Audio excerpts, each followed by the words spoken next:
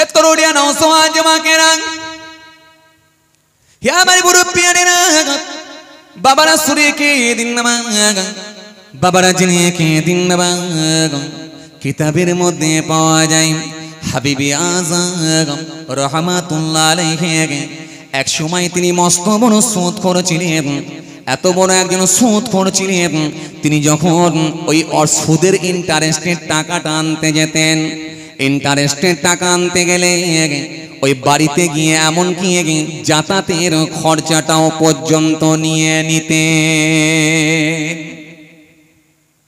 এত বড় একজন সুদখোর ছিলেন, ইন্টারেস্টের টাকা যখন আনতে যেতেন না, ওই যাতায়াতের পারিশ্রমিকটা পর্যন্ত আদায় করতেন। কি বলছি বুঝতে পারছেন কথা? খুব ধ্যান দিয়ে বলুন। কত বড় সুদখোর ছিলেন। জি, আল্লাহ যাকে চাইবে আছে যদি চেষ্টা করে কেমন করে পরিবর্তন হতে পারে আপনি অবাক হয়ে যাবেন, অবাক হয়ে যাবেন। হে তরুণিয়া নওজওয়ান জওয়াকেরা, হে ভাই মুরব্বিয়ানেরা, শুনে রেখে দিবে বাবা। কিতাবের মধ্যে পাওয়া যায় হাবিবি আযম রাহমাতুল্লাহ আলাইহি তিনি এক সময় মস্ত বড় সুদখোর ছিলেন। একজন খরিদ্দারের বাড়িতে গেলেন ইন্টারেস্টের টাকা, সুদের টাকা আনতে। ইন্টারেস্টের টাকা যখন আনতে গেলেন, গিয়ে দেখলেন বাড়িওয়ালা বাড়িতে নাই, অর্থাৎ পুরুষ মানুষ বাড়িতে নাই। ওনার আহলিয়া আছেন, ওনার স্ত্রী আছেন, ওনার ওয়াইফ আছেন। ওয়াইফে সেই সময় বলেছিল, ও হাবিবি আযম শুনে রেখে দিন, আমার স্বামী বাড়িতে নাই, আমার স্বামী বাড়িতে নাই, আমার স্বামী বাড়িতে নাই। এ মাসে মনে হয় আমি টাকা দিতে পারবো না। হাবিবি আযম সেই সময় বলেছিলেন, টাকা তোমাকে দিতে হবে, তবে মনে রেখো আজকে যদি নাও দিতে পারো, এই যে আমি যাতায়াত করেছি এসেছি আর যাব, এই যাতায়াতের পারিশ্রমিকটাও তোমাকে দিতে হবে, কোনো কথা আমি শুনব না। ওই মহিলা সেই সময় বলল, ও হাবিবি আযম আমার বাড়িতে কিছুই নাই, কি আপনাকে দেব? দেওয়ার মতো কিছুই নাই। তবে শুনে রাখেন, আমার বাড়িতে একটা বকরি ছিল, ছাগল ছিল। ছাগলটাকে খাওয়া হয়ে গেছে, কিন্তু ছাগলের মাথাটা রয়ে গেছে। যদি আপনি নিয়ে যেতে চান তাহলে আপনাকে আমি ছাগলের মাথাটা দিয়ে দিতে পারি। হাবিবি আযম সেই সময় পারিশ্রমিকের জন্য ছাগলের মাথাটার কথা বললেন, ও মা, ছাগলের মাথাটাই আমাকে দাও, আমি ছাগলের মাথাটাই নিয়ে যাব। কি লোক ছিল বুঝতে পারছেন? কথা কিছু বুঝতে পারছেন? ছাগলের মাথা পর্যন্ত ছাড়ছেন না। কেন? কষ্ট করে এসেছি আর কষ্ট করে যাব, এই পারিশ্রমিকটা আমাকে ছাগলের মাথা আছে তাই দাও। কঠিন জিনিস না? কথা বলছেন না কেন? কঠিন জিনিস না? ছাগলের মাথা দাও। মহিলা বললেন ছাগলের মাথা নিয়ে চলে যান। ছাগলের মাথা তাকে দেওয়া হলো। কাকে? হাবিবি আযম। ছাগলের মাথা নিয়ে যাচ্ছেন কে? হাবিবি আযম। বাড়িতে চলে গেলেন। বাড়িতে গিয়ে নিজের স্ত্রীকে বললেন, বিবি, এক কাস্টমারের বাড়ি থেকে ছাগলের মাথা নিয়ে এসেছি, মাথাটাকে আচ্ছা করে বেশ ভালো করে সুন্দর করে রান্না করো তো, একটু জমিয়ে খাওয়া যাক। কিছু বলছি বুঝতে পারছেন? পরের পয়সা একটু ভেজে ভালো লাগে না? কথা বলে, লোকের পয়সা ঝেড়ে মারলে একটু ভালো লাগে খেতে না? হ্যাঁ, খেতে ভালো লাগে না? খেতে ভালো লাগে। কিছু কিছু লোক যখন দেখবেন জি বিয়ে বাড়িতে খেতে যায়, কি বলেন, 27টা রসগোল্লা খাচ্ছে। পাড়ার ছেলেটা বলছে, চাচা তুমি যে বলো সুগার গা, তো 27টা রসগোল্লা দিচ্ছ? বলে, খোকার বাঁচবো কদিন, জায়গায় হবে চালিয়ে দিই। যদি জিজ্ঞাসা করা হয়, চাচা জীবনে কোনোদিন মিষ্টি কিনে খেয়েছো? একটা মিষ্টি কিনে খায় না, খালি বিয়ে বাড়িতে গেলে 27টা মারছে। পরের পেয়েছে, পরের পেয়েছে। এই পরের পেলে খেতে ভালো লাগে, নিজের কিনে খেলে তখন বুঝতে পারবে জায়গায় কি হচ্ছে। কথা ঠিক কিনা বলুন? হাবিবি আযম ছাগলের মাথাটা নিয়ে বাড়িতে গিয়ে বিবিকে বলেন, বিবি একটু জমিয়ে রান্না করো তো, আজকে খাওয়া যাক। বিবি বলছেন, স্বামী জমিয়ে যে রান্না করব, খাবেন কি দিয়ে? আমার বাড়িতে তো আটা নাই, তো আটা না থাকলে, ময়দা না থাকলে রুটি হবে কেমন করে? আপনি খাবেন কি দিয়ে? হাবিবে আজম বলছে, চিন্তা করো না, হ্যাঁ আমি কি আর ছোটখাটো ব্যবসাদার, আমার তো লেনদেন অনেক দূর থেকে চলে, চলো আর একটা কাস্টমারের বাড়িতে যাচ্ছি, এবার আমি আটা ঝেড়ে আনবো। কথা বুঝছেন না? আটা নিয়ে আসবো। হাবিবে আজম চলে গেলেন। হাবিবে আজম একজন কাস্টমারের বাড়িতে গেলে গিয়ে বললেন, সুদের টাকা দাও, ইন্টারেস্ট দাও, ইন্টারেস্টের টাকা দাও। তিনি বললেন, হুজুর, তিনি বললেন, হাবিবে আজম আমার বাড়িতে না, পরের মাসে আপনি নিয়ে নেবেন। হাবিবে আজম সেই সময় বলেছিলেন, আমি যে কষ্ট করে এলাম, কষ্ট করে যাব, এই যাতায়াতের পারিশ্রমিকটা আমাকে দাও। ওই মানুষটা বলেছিলেন, কি নেবেন বলুন? হাবিবে আজম বলেছিলেন, তোমার বাড়িতে কি আটা আছে? যদি আটা থাকে কিছুটা আটা আমাকে দাও। হাবিবে আজমকে কিছুটা আটা দেওয়া হলো। ওই আটাগুলো নিয়ে নিজের বাড়িতে গেলেন। বিবিকে গিয়ে বললেন, বিবি গো, আগে দিয়েছিলাম ছাগলের মাথা, এবার পরে নিয়ে এলাম তোমার জন্য আটা, জমিয়ে রান্না করো, মজা করে খাবো। মাঝে মাঝে রুটি আর গোশত কষা আমরাও খাই তো না, খাইনি? আজি সাহেব বলছে, ও মারাত্মক ব্যাপার, তাই না? ঠিকঠাক ভাবে খিদে লাগলে আর গরুর গোশত যদি দেয়া হয়, হাই রে হাই। যারা বলছে গরু খেতে দেবো না, তারাই খেয়ে ফেলছে গরু। ঠিক বলছি না ভুল বলছি? আরে কথা বলেন না কেন? যারা গরু খেতে দেবো না বলছে, তাদেরকে যদি ঠিকঠাক ভাবে ভুনা করে দেওয়া হয়, কিংবা কিমা করে দেওয়া হয়, কিংবা টিকিয়া বা কুপ্তা দেওয়া হয়, বলে খাও তো, এটা কিসের খেয়ে পরে বলবে, ও মালপুর সাদা করে দেবে। কথা ঠিক কিনা ভুল বলে? আর বলছে গরু খেতে দেবো না, হাই রে হাই। কিচ্ছু নয়, এগুলো সব শুধু রাজনীতি, রাজনীতির ফায়দা তোলা ছাড়া অন্য কিছু নয়। কারণ তাদের হাতে স্বাস্থ্য নাই, চিকিৎসা নাই, বস্ত্র নাই, শিল্প নাই, মানুষকে কাজ দিতে পারে না। যদি ধর্মের রাজনীতিটাও যদি না করে, তো টিকে থাকবে কি করে? গদি টেকাতে হলে কিছু তো একটা অবলম্বন করতেই হবে। কথা ঠিক কিনা বলবো? এই জন্য জাতের লড়াই লাগিয়ে দিয়ে, মানুষের মধ্যে বিভাজন তৈরি করে, হিংসার বাতাবরণ তৈরি করে, মবলিং চিং করে মানুষকে পিটিয়ে পিটিয়ে মারা হচ্ছে। আর মাঝে মাঝে বলছে, ভারতে থাকতে দেব না, দেশের আইন সমান হবে। তুই কি থাকতে দিবি রে খোকা? ছোটখাটো মানুষ। তোর থেকে বড় মাস্তান ছিল ফেরাউন, তোর থেকে বড় মাস্তান ছিল নামরুদ, তোর থেকে বড় মাস্তান ছিল সাদ্দাত, তোর থেকে বড় মাস্তান ছিল কারক। সব নাম নিশানা আল্লাহ তাদের মিটিয়ে দিয়ে তাদের অস্তিত্বকে আল্লাহ বিলীন করে দিয়েছে। কথা ঠিক কিনা বলো?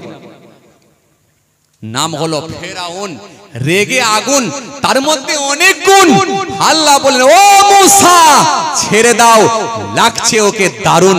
ওর নাম হলো ফেরাউন, নাম হলো নমরুদ। আর এক অদ্ভুত বেঁচে ছিল 1700। নবী ইব্রাহিম বললেন, চলে এসো।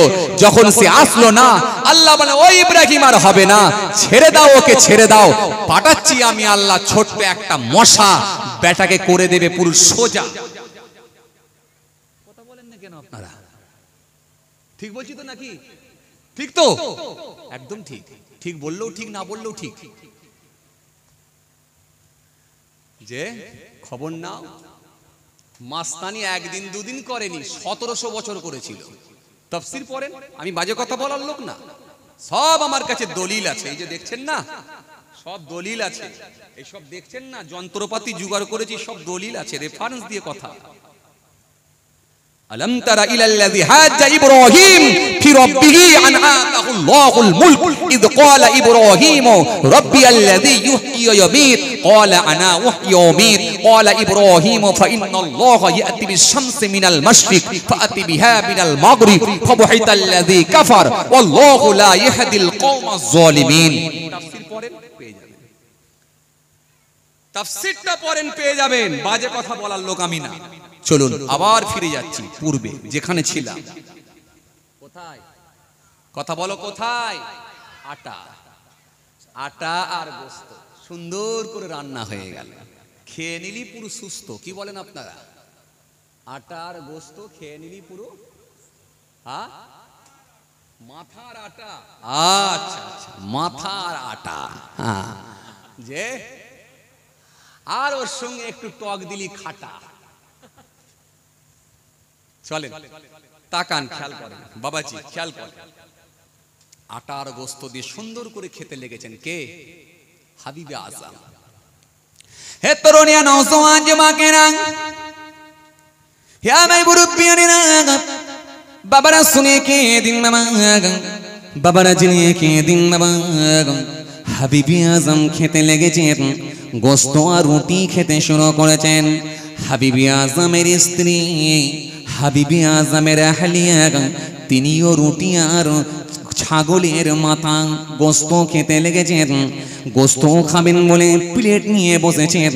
হঠাৎ করে দেখা যায় ছাগলের গোস্তটা আর গোস্ত নাই, মাথার আর গোস্তটা আর গোস্ত নাই, প্লেটটা পুরোটাই রক্তে পরিণত হয়ে গেছে। গোটা প্লেটটা পুরোটাই রক্ত আর রক্ত হয়ে গেছে। হাবিবে আজমের স্ত্রী যখনই দেখলেন, হতভম্ব হয়ে গেলেন, অবাক হয়ে গেলেন। স্বামীর কাছে ছুটে এলেন, ও আমার স্বামী গো, প্লেটে আজকে আমি কি দেখছি? বলে কি দেখছো তুমি? স্ত্রী বলল, ও আমার স্বামী, একবার গিয়ে দেখুন, খাবার তো আর নাই, পুরোটা গায়ে রক্ত হয়ে গেছে। হাবিবে আজম ছুটে গেলেন, ছুটে গিয়ে দেখলেন সত্যি তো অবাক কাণ্ড। হতভম্ব হলেন, অবাক হলেন, বিস্মিত হলেন, চমকে উঠলেন, ও আমার আল্লাহ, এটা আমি কি দেখি? ছাগলের গোস্ত, ছাগলের মাথা, কেমন করে এটা রক্তে পরিণত হয়ে গেল? এটা হলো ছাগলের মাথা, রক্ত হয়ে গেল, এটা কেমন কথা? এটা তো ছাগলের মাথা। আবার কেমন কথা? এটা তো ছাগলের মাথা। কি বলেন আপনারা?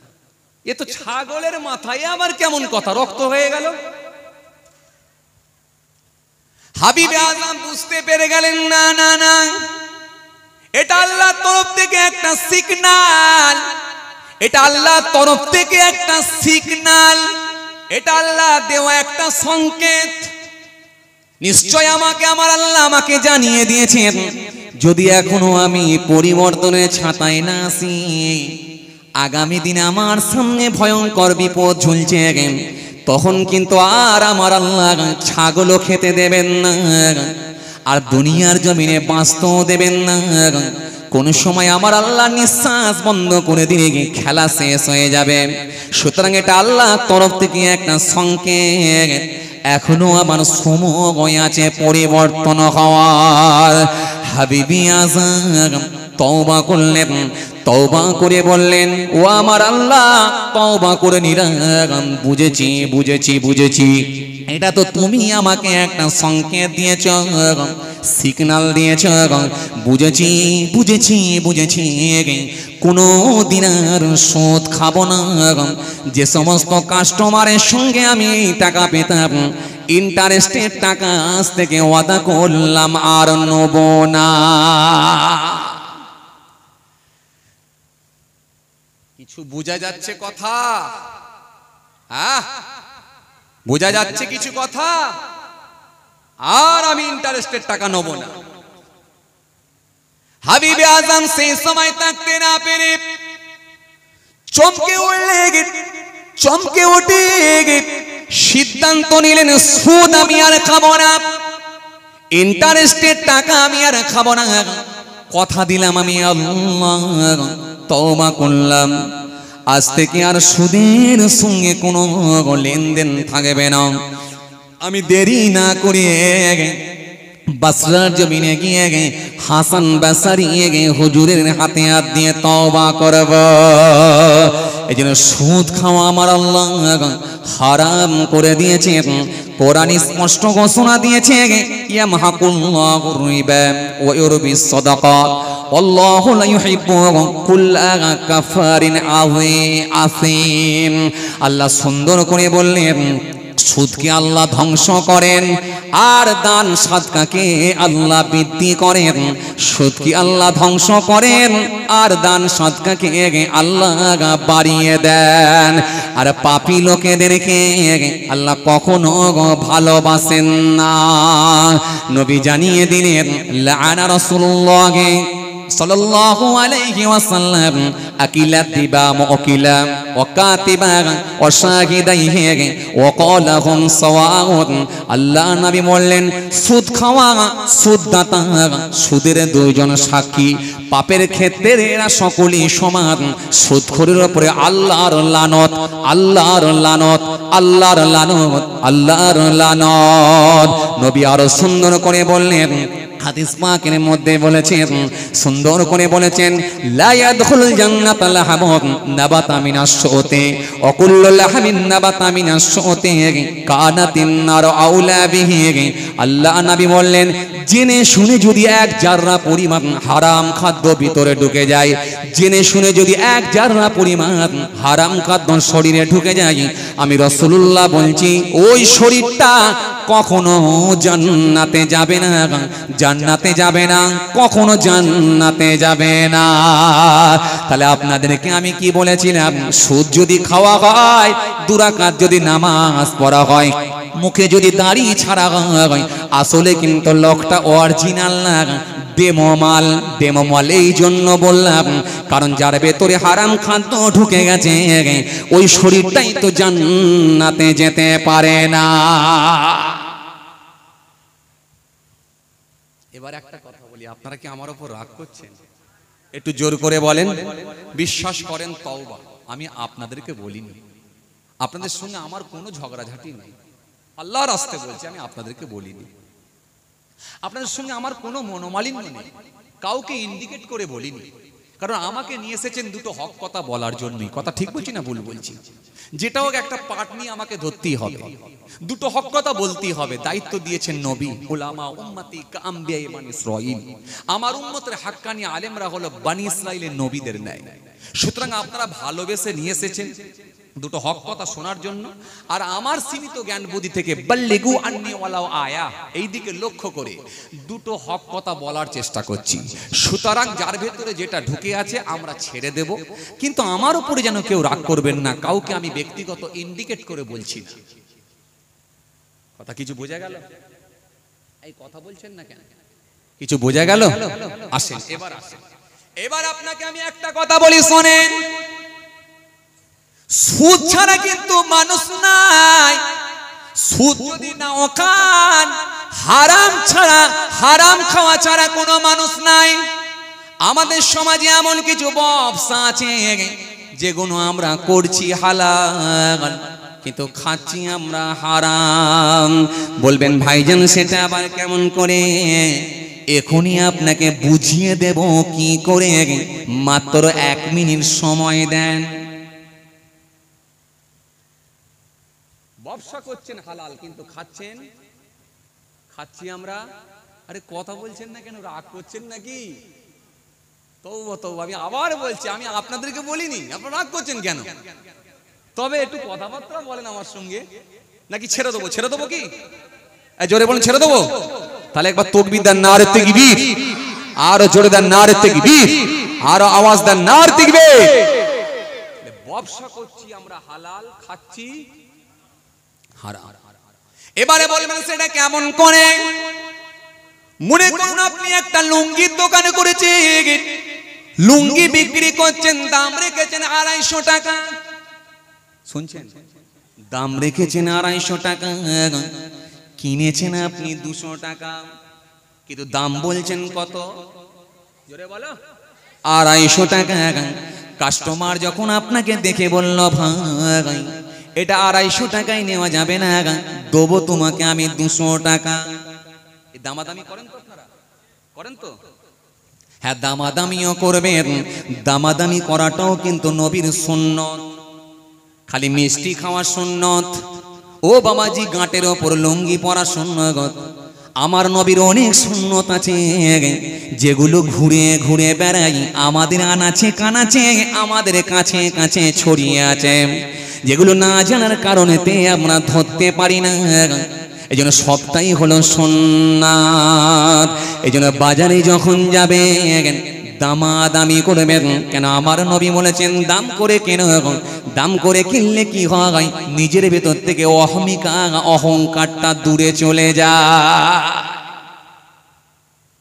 কথা ঠিক কিনা ভুল বলে? যাই না? কুরবানির বাজারে আপনি গরু কিনতে গেলেন, ভাই গরুর দাম কত? বলছে গরুর দাম 32,000। ঠিক আছে দাও। একটা অহংকার ভিতরে আছে না? না, 32,000 নিয়ে চলে গেল। বাকি কাস্টমাররা দেখে চমকে গেল, বাপরে বাপ, লোকটা কে রে ভাই? 32,000 বললো তো 32,000 কিনে নিল, 500 টাকা কমালো নি। তার ভেতরে একটা অহংকার কাজ করছে, আমার পয়সা আছে। আর 32-এর মাল যদি আপনি 28 দাম বলেন, পয়সা আপনার আছে। যে 28,000 টাকা দিতে পারবে সে কি আর 4,000 টাকা দিতে পারবে না? যে 30,000 টাকা দিতে পারবে সে কি আর 2,000 বাড়িয়ে 32,000 টাকা দিতে পারবে না? কিন্তু সে বাবু বলছে না ভাই 30 লাও না, ভাই 30 লাও না ভাই। বললো ভাই 30-এ হবে না, এক কাজ করো তুমি 31 দাও। 31-এর অফার হয়ে গেল। 3,000 আরো 1,000, 31,000। 31,000 টাকা দিয়ে আপনি কিনে নিয়ে চলে গেলেন, তবুও তো 1,000 টাকা কমালেন। কথা কি বলছি বুঝতে পারছেন? এই দাম করে কিনবেন।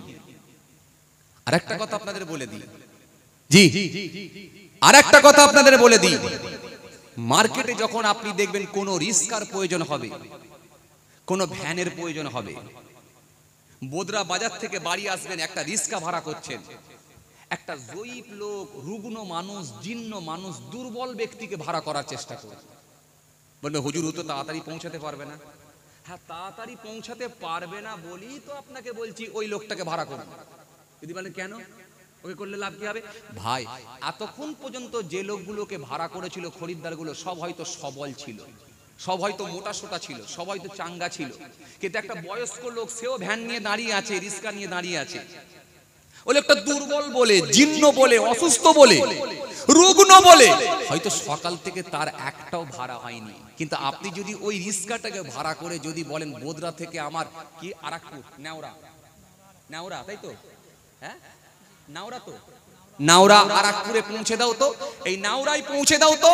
এই নাওরা গ্রামে যখন পৌঁছাতে বলবেন, ওই রিস্কাওয়ালাটা যখন আপনাকে পৌঁছে দেবে, হতে পারে তাড়াতাড়ি পৌঁছাতে পারবে না, কিন্তু লেটে পৌঁছাবে, কিন্তু একটা রুগ্ন মানুষের উপরে দয়া করলেন, সারাদিনে হয়তো আপনার জন্য সে একটা খরিদ্দার পেল। আমার কথা কি বুঝতে পারছেন? কথা বুঝতে পারছেন? তাহলে একটা খরিদ্দার হয়তো আপনার জন্যই পেল, আপনি তার উপরে দয়া করলেন, এতে আমার আল্লাহ আপনার উপরে খুশি হয়ে যাবে। ভাইরা আমার, বন্ধুরা আমার, সাথী মহব্বতের ভাইরা, তাকান, খেয়াল করেন। এবার আসেন, আমি কোথায় ছিলাম? কোথায় ছিলাম বলেন, ভালো করে বলেন, কোথায় ছিলাম? লুঙ্গি। জি, আমরা ব্যবসা করছি হালাল, কিন্তু খাচ্ছি হারাম, এটাই ছিলাম। এবার আসেন, আপনি যখন লুঙ্গির দাম বলে 250 টাকা, কিনেছেন আপনি ক টাকা? কথা বলতে হবে জোরে। 200 টাকা। দাম বললেন ক টাকা? 250 টাকা। মাঝখানে খরিদ্দার বলল ভাই 200 টাকা নাও, আপনি বললেন 200 টাকা পারবো না, 230 টাকা দাও।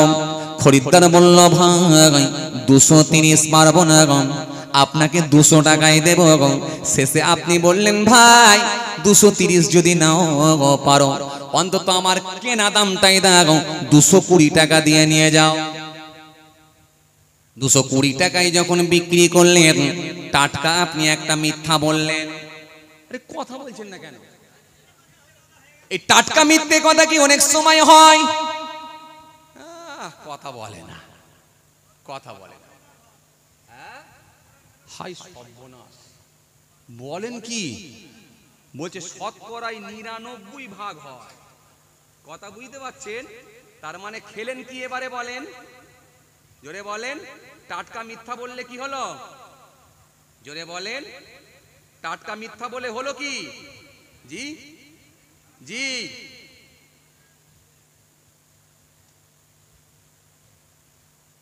ওয়ালা তালবিসুল হাক্কা বিল বাতিলি ওয়া তাকতুমুল হাক্কা ওয়া আনতুম তা'লামুন। আল্লাহ কোরআনে কারীমের মধ্যে স্পষ্ট ঘোষণা দিয়ে দিয়েছেন, জি তোমরা হককে নাহকের সঙ্গে মিশিয়ে ফেলো না, আর হককে তোমরা গোপন করে দিও না, মিথ্যাকে সমাজের বুকে প্রতিষ্ঠিত করার চেষ্টাও করো না। কোথায় যাবেন আপনি? টাটকা ব্যবসা করে আসছেন, কিন্তু মসজিদে গিয়ে জামাতে নামাজ পড়ছেন, কিন্তু এই মাত্র মিথ্যার উপরে পণ্য বিক্রি করার জন্য আপনি হারাম খাদ্য খেলেন। যারা পরিমাণ নবী বলছে হারাম খাদ্য ভেতরে ঢুকে গেলে শরীরটা জান্নাতি যাবে না। মাল কি অরিজিনাল না ডেমো? এই কথা বলে না, সেই এবারে প্রথমে এবার সূত্র মিলাতে হবে তো, অরিজিনাল না ডেমো। এবার আপনি আসেন, তাহলে ব্যবসা করব কিভাবে? বলবেন হুজুর ব্যবসা যে আমি করব, তো ব্যবসা করার তরিকাটা বলে। হ্যাঁ আপনি অবশ্যই ব্যবসা করেন, ব্যবসা করতে আপনার আপত্তি নাই, তবে ব্যবসা করার তরিকা আছে। ব্যবসা করতে হলে আপনাকে 5টা শর্ত মানতে হবে। 5টা শর্ত যদি আপনি মেনে নেন, তবেই আপনি ব্যবসা করতে পারবেন। নবী বলেছেন মিফতাউদ দাওলাতে ফাহুয়া তিজারা, ধনের চাবি কাঠি হলো ব্যবসা। ব্যবসা তোমরা করো, কিন্তু লোককে তোমরা ঠকাবে না। নবী বলেছেন ইয়াতি আলান নাসি জামাত লা ইউবালুল মারউ মা আখাযা মিনহু আমিনাল হালাল আমিনাল হারাম। অতি সত্তর মানুষের সম্মুখে এমন একটা জামানা আসবে, কেউ কারোর পরোয়া করবে না, কি উপায়ে মাল লাভ করলো, হারাম উপায়ে না হালাল উপায়ে দেখা দেখিও থাকবে না। খালি একটাই কথা, যে কোনো উপায়ে আমাকে বড় লোক হতে হবে, কথা ঠিক কি না? সে সুদের ব্যবসা হোক, মদের ব্যবসা হোক, লটারির ব্যবসা হোক, ও বাবাজি যে কোনো উপায়ে বড় লোক হতে হবে। এমনকি বিকেলে চপ সিঙ্গারা, সকালে তেলে গরম করে বিক্রি করবে, ভালো বেগুনের সঙ্গে কানা বেগুন পাইল করবে, সকাল 8টার সময়ের মাছগুলোকে নিয়ে বেলা 12টার মাছেতে স্ট্যাম্প মেরে ভালো মাছের রক্ত নিয়ে পচা মালেতে পাইল করে টাটকা মাছ বলে বেলা 1:30টার সময় বিক্রি করে দেবে, খালি ওপরে রক্তের স্ট্যাম্প মারবে। কথা মনে বুঝতে পারেন না? একদম মাশাআল্লাহ মাশাআল্লাহ, সব বুঝতে পারছি, মাশাআল্লাহ সব বুঝতে পারছি, একদম ঠিক। বুঝতে পারলেই ভালো লাগে, মাশাআল্লাহ বুঝলেই হবে। বুঝেছিল আবু বকর সিদ্দিকী হয়েছে, বুঝেছিল ওমর ফারুক হয়েছে, বুঝেছিল ওসমান গনি হয়েছে, বোঝে না আবু জাহেল হয়েছে, বোঝে না উতবা হয়েছে, বোঝে না সাইবা হয়েছে, বোঝে না নবীর দুশমন হয়ে গেছে। আল্লাহর হুকুমকে অমান্য করার কারণেতে আল্লাহর দুশমন হয়ে জাহান্নামী হয়ে গেছে। কথা ঠিক কিনা ভুল বলে? বুঝলেই কাজ হবে ইনশাআল্লাহ। এবার আপনাদের সামনে একটা কথা বলি, ব্যবসা যদি আপনাকে করতে হয়, ব্যবসা করলে অন্তত আপনাকে 5টা কথা মেনে নিতে হবে। 1 নাম্বার হলো ব্যবসা করলে আপনাকে হালাল তরিকায় করতে হবে, হারাম উপায়ে নয়। কথা শুনছেন কি? তাহলে যেটা আমি আলোচনা করছিলাম, তাহলে ব্যবসা আপনি করুন হালাল তরিকায় করুন, হারাম ভাবে কিন্তু ব্যবসা করতে পারবেন না। ব্যবসার যে শর্তগুলো রয়েছে তার মধ্যে প্রথম শর্ত হলো হালাল তরিকায় ব্যবসা করা, এটা হলো নাম্বার 1। নাম্বার 2, দ্বিতীয় নাম্বার হলো ব্যবসা আপনি করতে পারবেন, কিন্তু কোনো হারাম, কোনো মাকরুহ, কোনো হারাম, কোনো মাকরুহ, কোনো সন্দেহযুক্ত জিনিস এগুলো কিন্তু আপনি বিক্রি করতে পারবেন না। এটা হলো ব্যবসা করলে দ্বিতীয় শর্ত।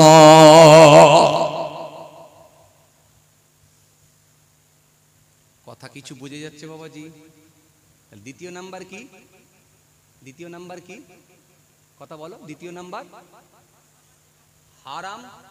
পচা মাছের রক্ত থেকে অনেকক্ষণ আগে ছিলাম চাচা, আবার পচা মাছ।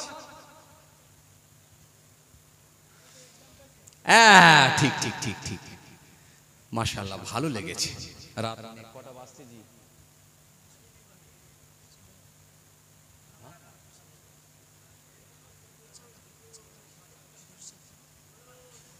হ্যাঁ আছেন তো? এই ভরসাদান আছেন তো? এই পেছন দিকে আছেন তো? ডান দিক ঠিক আছে, আচ্ছা বাঁ দিক আছেন তো? আচ্ছা মাঝখানের দিক আছেন তো? মাশাআল্লাহ একটু তাকবীর দেন, নারে তাকবীর। তাহলে আর 10-15 মিনিট থাকলে থাকবেন তো? হ্যাঁ হ্যাঁ বলছে ফজরের আগ পর্যন্ত করেন। আমি ফজরের আগ তো একবারও বলিনি, বলিছি?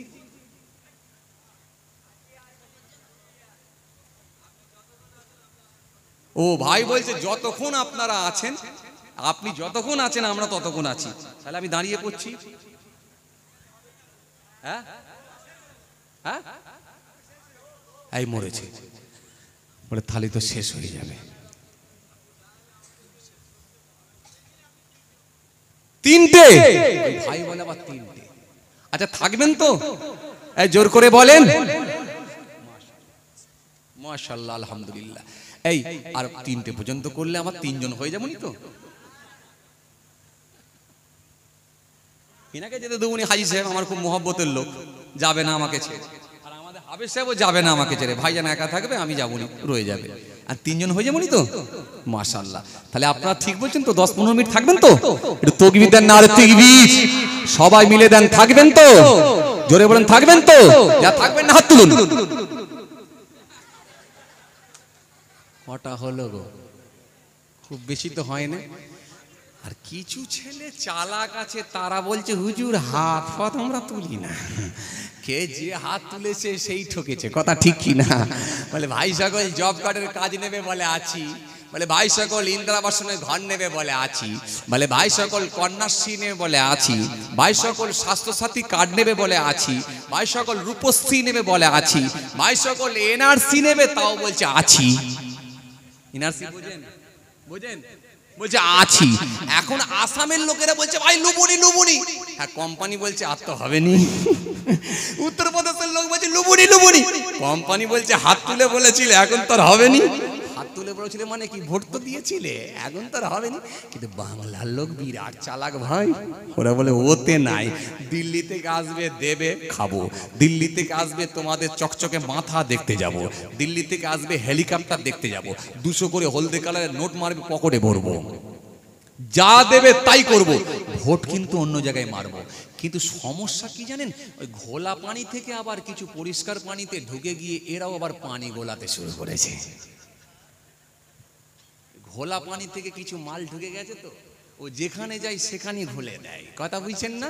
সেখানে নিচের কাদা ওপরে তুলে পানি গুলিয়ে ছেড়ে দেয়। এই ঘোলা পানির কিছু মাছ ঢুকে গিয়ে গোলমালটা হচ্ছে, না হলে মোটামুটি যা করে চালিয়ে নেওয়া যেত, তাই না? চলেন, আমি রাজনীতির লোক না, এর থেকে বেশি বলতেও চাইছি না, কারণ কারোর পক্ষপাতিত্ব করে বলাও আমার অভ্যাস নাই, আর কারোর বিরোধিতা করারও আমার অভ্যাস নাই। মানুষ যথেষ্ট সজাগ, যথেষ্ট কনসাস, যথেষ্ট সচেতন, মানুষ জেনে বুঝি ঠিকঠাক জায়গায় ভোট দেয়। কথা ঠিক কিনা? চলুন একবার মহাব্বতের সঙ্গে দরুদ শরীফ আল্লাহুম্মা। চা খাবেন আবার? মাশাআল্লাহ মাশাআল্লাহ মাশাআল্লাহ। আপনি হজে গেলেন, দরুদ শরীফ আল্লাহুম্মা সাল্লি আলা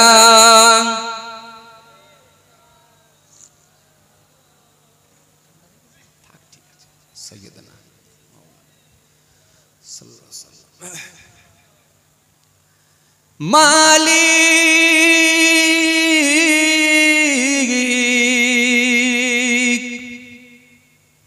মালিক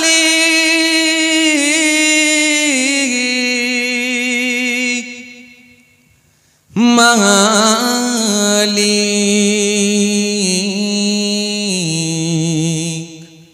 মালিক তুমি জান্নাতে তোমার কাছে আমায় একটি ঘর বানিয়ে দিও। জোরে হবে না? মালিক তুমি তোমার পাশে আমার একটা ঘর বানিয়ে দিও। কত সুন্দর কথা। মালিক তুমি জান্নাতে তোমার পাশে একটা ঘর বানিয়ে দিও। জোরে হবে না? এই আশা এই আকাঙ্ক্ষা আমাদের কি প্রত্যেকের নাই? জোরে হবে না সুবহানাল্লাহ? মালিক তুমি জান্নাতে তোমার কাছে আমায় একটি ঘর বানিয়ে দিও, একটি ঘর বানিয়ে দিও। জোরে হবে না? একটি ঘর বানিয়ে দিও, একটি ঘর বানিয়ে দিও। আল্লাহুম্মা সাইয়্যিদনা মাওলানা মুহাম্মদ ওয়া আলা আলি সাইয়্যিদনা মাওলানা মুহাম্মদ সাল্লাল্লাহু আলাইহি ওয়াসাল্লাম। সেজে ভিসে কাওয়াই মহাদিনে তোমার প্রিয় করে নিও। মালিক তুমি জান্নাতে তোমার কাছে আমায় একটি ঘর বানিয়ে দিও, একটি ঘর বানিয়ে দিও। আল্লাহুম্মা সাইয়্যিদনা মাওলানা মুহাম্মদ ওয়া আলা আলি সাইয়্যিদনা মাওলানা মুহাম্মদ সাল্লাল্লাহু আলাইহি ওয়াসাল্লাম। যেদিন কেহ আসবে না কারো কোনো কাজে, যেদিন পাপী পাপের বোঝাই মরবে না জেগে। সেই দিনটা কোন দিন? যেদিনে কেউ কারোর কোনো কাজে আসবে না, আর যেদিনে পাপী পাপের বোঝা মাথায় নিয়েও কিন্তু মৃত্যু আর হবে না। সেই দিনটা কোন দিন? জোরে বলেন। যেদিন কেহ আসবে না কারো কোনো কাজে, যেদিন পাপী পাপের বোঝাই মরবে না জেগে। পুলসিরাত পার হতে গিয়ে পিছলে যাবে কত পথিক, আবার কেহ পুণ্য নিয়ে পার হয়ে যাবে ঠিক ঠিক। সে মহাদিনে মহাক্ষণে পার করে তুমি দিও। মালিক তুমি জান্নাতে তোমার কাছে আমায় একটি ঘর বানিয়ে দিও, একটি ঘর বানিয়ে দিও। আল্লাহুম্মা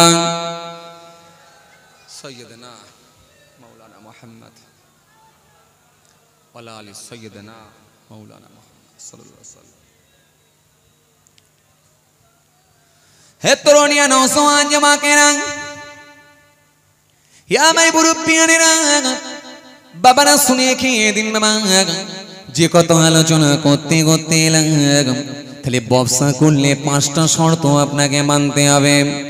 1 নম্বরে কি ছিল? হালাল তরিকায় হতে হবে। 2 নম্বরে 2 নম্বরে হলো কোনো হারাম জিনিস, কোনো মাকরুহ, কোনো সন্দেহযুক্ত জিনিস নিয়ে আপনি ব্যবসা করতে পারবেন না। তাহলে হারাম কোনগুলো? হারাম কোনগুলো? নিশ্চয়ই আপনারা বলবেন মদ ব্যবসা, এটা করা যাবে না। কেন? যেটা খাওয়া হারাম, বিক্রি করা। জোরে বলো। সুদের ব্যবসা হারাম, মদের ব্যবসা হারাম, লটারির টিকিট বিক্রি করা হারাম, লটারি কাটাও হারাম। তাহলে হারাম হারাম কোনোদিন হালাল হবে না। হারমোনিয়াম বাজানো হারাম, হারমোনিয়াম বিক্রি করা হলো হারাম। তাহলে হারাম আমরা জানি, কিন্তু মাকরু কি আমরা জানি? মাকরুগুলো হয়তো জানি না। তবে একটা দুটো বলে দিয়ে আপনাদের সামনে কথা ঠিক কিনা।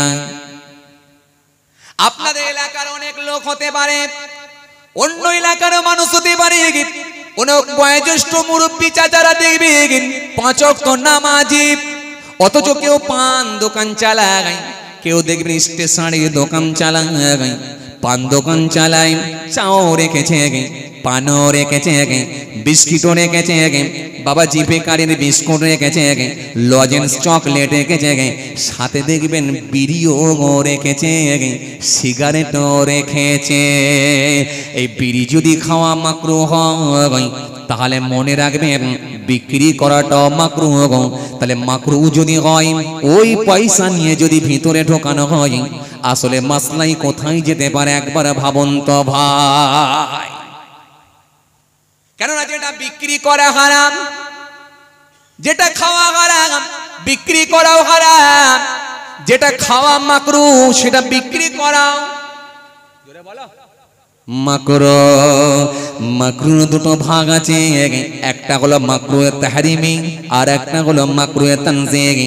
বিড়িটা হলো হারামের কাছাকাছি, যদি বলা হয় 100% কাছাকাছি, সেটাকে আমরা 90% হিসাবে ধরতে পারি। যদি বলা হয় 100% কাছাকাছি, সেটাকে আমরা 95% হিসাবে ধরতে পারি। যদি বলা হয় 100% কাছাকাছি, সেটাকে আমরা 80% ধরতে পারি।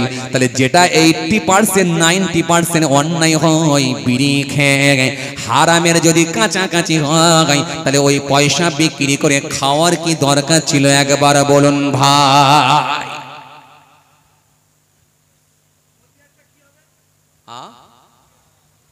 মতিয়ার কি গো? তামাক নেশার পর্যায়ে পড়ে যাবে। মাসকারা কাসিরু ফাকালিলুহু হারামুন। নবী বলেছেন প্রত্যেকটা নেশাকারী বস্তুই হলো হারাম। তাহলে নেশা যদি হারাম হয়ে যায়, তবে মনে রাখবেন বাবাজি আমার ভাইরা, চায়ের নেশা, পানের সাদা পানের নেশা, চায়ের নেশা, সাদা পানের নেশা, সাদা পানের নেশা, চায়ের নেশা, বাবাজি আমার ভাইরা, অনেকে আবার গরম ভাত খাওয়ার নেশা। ওই নেশা আর জর্দা নেশা কিন্তু একটা নয়। যে নেশায় আপনার জ্ঞানকে হারিয়ে যায়, সেন্স চলে যায়, সেই নেশাগুলো হলো হারাম। তবে মনে রাখবেন, এটাকে কিয়াস করে যদি বলা হয়, এই তামাকটাও কিন্তু না খাওয়াটাই হলো বেটার। এই জন্য আমি আমার নিজের কথা বলি, এটা যখন এই অধ্যায়টা আমি পড়ছিলাম, পড়তে পড়তে যখন আমি জর্দা নিয়ে কিয়াস করলাম, কিয়াস করতে করতে আমিও একটা সময় জর্দা পান খেতাম। বিশ্বাস করুন এখন টোটালি জর্দা পান খাওয়া বন্ধ করে দিয়ে খেলে একটা সাদা পান খাই, চুন সুপারি সাদা পান খাই, এর থেকে বেশি কিন্তু আর কিছুই নয়। রাগ হয়ে যাচ্ছে না আপনাদের? জোরে বলেন মাশাআল্লাহ মাশাআল্লাহ। বাঁ দিক ঠিক আছে তো ভাই? মাশাআল্লাহ মাশাআল্লাহ। এবারে আসেন আপনাদের সামনে কি বলেছিলাম। তাহলে 1 নম্বর হলো হারাম, দ্বিতীয় নাম্বার কি? দ্বিতীয় নাম্বার হলো মাকরুহ। 3 নম্বরে কি বলেছিলাম? জোরে বলো। হয়নি এখন কেন? 3 নম্বরে কি বলেছিলাম? আহা, 2 নম্বরের মধ্যে 3টে কথা ছিল। 2 নম্বরের মধ্যে 3টে কথা ছিল। ভুলে আমি যাব না, আমি গেলে কি আর আপনাদেরকে ঘরে পৌঁছাতে পারবো? আমি ভুললে হবে? এরা তো পয়সা দেবে না, ভুলে গেলে মাল দেবে? ভুলে গেলে মাল দেবে না, যে এরা আমি ভুললে চলবে না। 2 নম্বরের ভেতরে 3টে কথা ছিল। 1 নম্বরে ছিল হারাম, দ্বিতীয় নম্বরে ছিল কি? মাকরুহ। 3 নম্বরে ছিল সন্দেহযুক্ত ব্যবসা। মনে করুন বলেছিলাম না, সন্দেহযুক্ত ব্যবসা এটাও কিন্তু ইসলামে জায়েজ নয়। এবারে আপনারা বলবেন সন্দেহযুক্ত ব্যবসা কেমন করে? এবার আপনাদেরকে একটুখানি বুঝিয়ে দিচ্ছি কি করে। ওপর থেকে দাম হচ্ছে পুকুরের নিচের মাছ, ওপর থেকে করে দাম।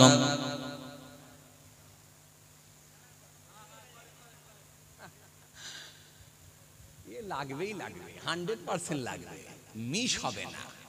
পুকুরের নিচের মাছ, আপনাদের কি গেলে ভেরি বলে না হাড়ি বলে, কোনটা? ঘেরি। আল্লাহ, ভেরি নয়, ঘেরির নিচের মাছ, ওপর থেকে হচ্ছে আজ, নিচের মাছ করছে দাম, ওপর থেকে হচ্ছে আজ, নিচের মাছ। পুকুরের নিচের মাছ ভাই 80 কিলো মাছ হবে, 70 কিলোর দাম দাও। কাস্টমার বলল ভাই 50 কিলোর লাও। বলে 50 কিলো তো হবেই না, 80 কিলো তো হবেই হবে, অন্তত 70 কিলোর দাম দাও। তাই যদি না হয় 65-র দাম দাও, 65 দাম দাও, 65। তুললে হতে পারে, কমও হতে পারে, বেশিও হতে পারে, 5 কিলো কমও হতে পারে, 5 কিলো বেশি হতে পারে। এই আন্দাজে ব্যবসা করাটাই হলো সন্দেহযুক্ত ব্যবসা। ওপরে লাগানো আছে গাছেতে ডাব, আর নিচে থেকে ডাকছে আজ। ওপরে ডাব, নিচে থেকে হচ্ছে দাম। ওপরে বলছে 50টা ডাব আছে, 50টা ডাব কিনে নিয়ে যাও। নামালে হয়তো 5টা ঝুড়ো হতে পারে। কি বলে, ঝুড়ো না ঝুনো? যেগুলো খারাপ হয়ে যায়, ভুয়া। আচ্ছা, ভুয়া মাল, ডেমো, ডেম্পো, ডেমো, ডেমো, ভুয়া মাল। এই 5টা ভুয়া হতে পারে, 2টো ভুয়া হতে পারে, সেটা কিন্তু আপনি জানেন না। হতে পারে ডাব আর নাই নারকেলে পরিণত হয়ে গেছে। এই জন্য ওপর থেকে ডাব নেওয়া যাবে না, কেন চোখের আড়ালে যেগুলো জিনিস আছে সেখান থেকে আপনি কিন্তু কিনতে পারবেন না। যে কোনো জিনিস আপনি চোখে দেখে বাজিয়ে তুলে তারপরই আপনাকে কিনতে হবে। এটা হলো সন্দেহযুক্ত ব্যবসা। ব্যবসা করুন ঠিকই, কিন্তু হালাল ভাবে ব্যবসা করুন। কিতাবের মধ্যে পাওয়া যায় কতগুলো ব্যবসা করতে বারণ করা হয়েছে, কতগুলো ব্যবসা আপনি করতে পারবেন না, কতগুলো ব্যবসা আপনার জন্য বৈধ নয়। 1 নম্বর হলো চোরাইয়ের ব্যবসা করা। চোরাই মাল, বাসেতে উঠেছে, পকেট থেকে একটা দামি কোম্পানি মোবাইল ঝেড়ে দিয়েছে, আর আপনাদের বোদরা বাজারে এসে 20,000-এর মালকে 7,000-এ বিক্রি করে দিচ্ছে। কথা বলছেন না কেন? এটা হ্যাঁ না কিছু বলেন। 20,000-এর মালকে যখন 7,000-এ বিক্রি করলাম, দোকানদার ভাবলো যদি খাপটাপ লাগিয়ে দিয়ে, ওপরে যদি পলিথিন পেপার চেঞ্জ করে দিয়ে, কভার লাগিয়ে দিয়ে, কোম্পানি যদি ঠিকঠাক ভাবে বুঝিয়ে দিয়ে কাস্টমার ধরা যায়, 20,000-এর মালটা যখন 7,000-এ পেয়েছি, অন্তত 12,000 ওখান থেকে মারতে পারবো। 12,000-এ বিক্রি করলে এক চান্সে কত লাভ? 5,000। চোরাইয়ের ব্যবসা এটাও কিন্তু ইসলামে জায়েজ নয়। বাবাজি ভালো করে শোনেন, কিস্তিতে গাড়ি কেনা, কিস্তিতে বাবাজি আমার মোবাইল কেনা, কিস্তিতে আপনি বাবাজি আমার ভাইরা খাট কিনা, পালং কিনা, এটাও কিন্তু ইসলামে জায়েজ নাই। কিনতে পারবেন না কিস্তি, করে নিতে পারবেন কিস্তি? না না না, করতে পারবেন না কিস্তি, করতে পারবেন না আপনি কিস্তি।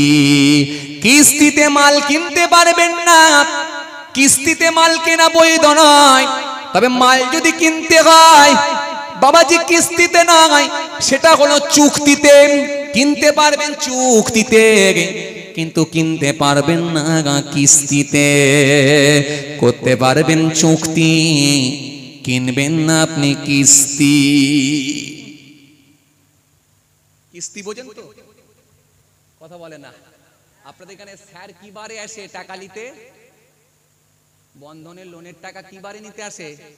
বৃহস্পতিবার। সেদিন এক জায়গায় গিয়েছিলাম, ওরা বলছে বুধবার, এখানে হচ্ছে বৃহস্পতিবার। এই বৃহস্পতিবারে টাকা নিতে আসবে কিস্তি, আর না দিতে পারলে গালাগালি খিস্তি, খিস্তি বোঝেন আপনারা? খিস্তি, খিস্তি বোঝেন মানে গালাগালি, বোঝেন তো? আর দু পাঁচটা যা ছিল দিয়ে দিল, আর না হলে হয়তো রাগে রাগে দিল, আর না হলে মনে মনে দিতে দিতে গেল। এরকম লোক আছে না? কথা বলেন না কেন? এটা বলেন, আমি একটু মুখরোচক করে দিচ্ছি তো, যাতে করে আপনাদের ঘুমটুম না আসে। ব্যাপারটা একই। ছেড়ে দেবো নাকি ভাই? না কি গো,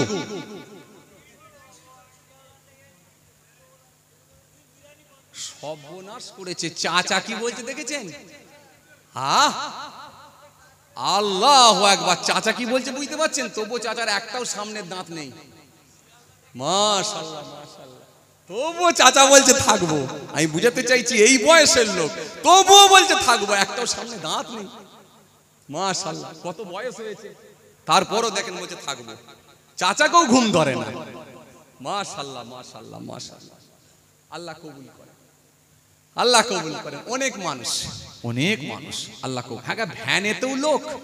মাশাআল্লাহ মাশাআল্লাহ। এ ভাই, এবার মাইকলা ঘুমোচ্ছে নাকি? থাক, ঠিক আছে, থাক থাক ভাই। আসেন, খেয়াল করেন, লক্ষ্য করেন।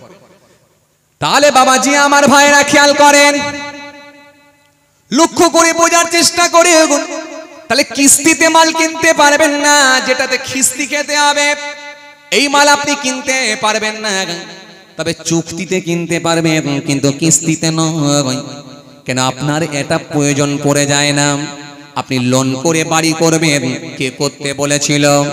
আপনি লোন করে জমি কিনবেন, কে করতে বলেছিল? ইন্দিরা বাসনের ঘরের টাকা 1,20,000 পেয়েছেন, আর আপনি বন্ধন থেকে লোন তুলে 1.5 লাখ মেরেছেন, 2,70,000 দিয়ে 2 কামরা করে নিচ্ছেন একবারে ভবিষ্যতের জন্য। কে করতে বলেছিল?